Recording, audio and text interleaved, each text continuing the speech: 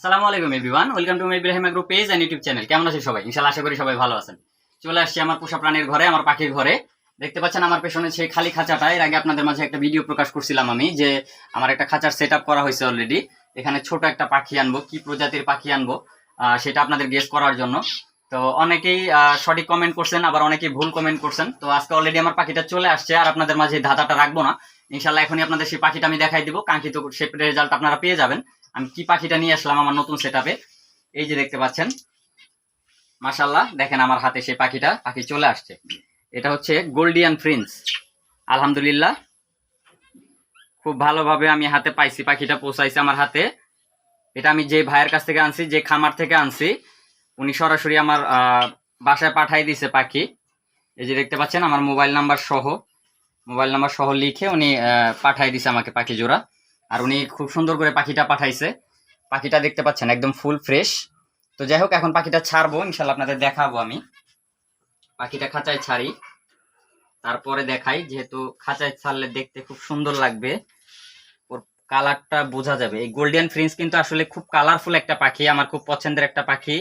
আমি অনেকদিন যাবত আনবো চিন্তা করতেছিলাম, কিন্তু ভালো মানের গোল্ডেন প্রিন্স আমি পাচ্ছিলাম না, বিধায় আমার আনা হয় নাই।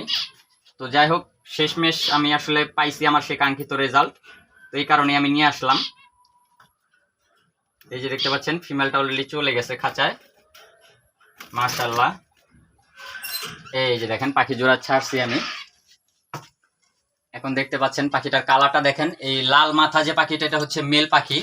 আসলে ওদের মোবাইল কাছে নিলে হচ্ছে ওরা একটু ভয় পায়, যার কারণে ওরা এরকম করতেছে, ওরা ঘুরে বসে আছে। আর ওই কালো মাথা ব্ল্যাক হেড যেটা দেখতে পাচ্ছেন, ওইটা হচ্ছে ফিমেল, রেড হেডটা হচ্ছে মেল।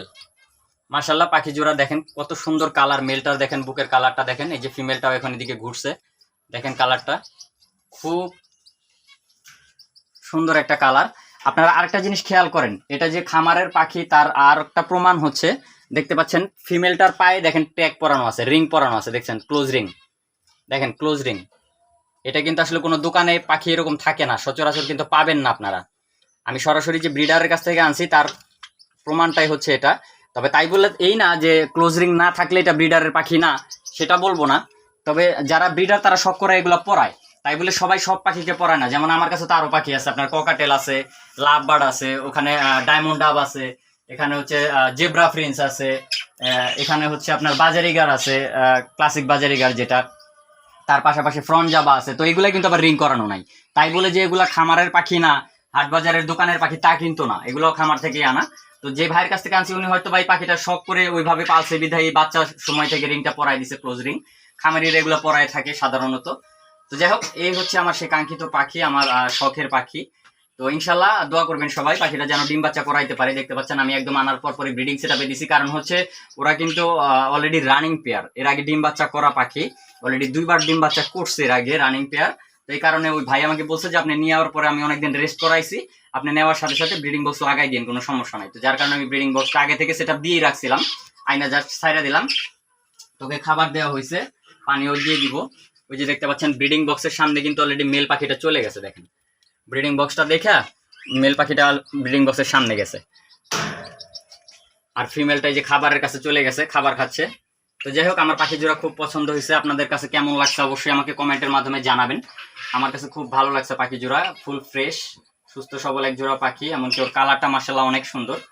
তো ইনশাআল্লাহ সবাই দোয়া করবেন আমার পাখি জোড়ার জন্য, যদি ডিম বাচ্চা করে সুস্থভাবে আপনাদের মাঝে অবশ্যই বাচ্চা দেওয়া যাবে। তো সবাই ভালো থাকেন, সুস্থ থাকেন। আজকের ভিডিওটা এই পর্যন্তই। আসসালামু আলাইকুম।